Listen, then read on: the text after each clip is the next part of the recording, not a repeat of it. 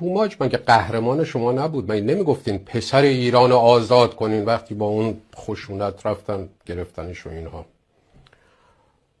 بعد به محض اینکه خودمونیم دیگه، به محض اینکه فهمیدین سلطنت طلب نیست، فوش خوار مادر رو به شروع کردیم.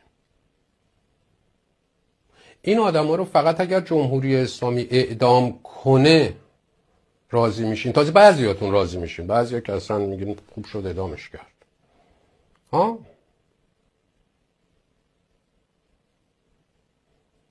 واقعا اگه اینا کشته بشن شما راضی میشین؟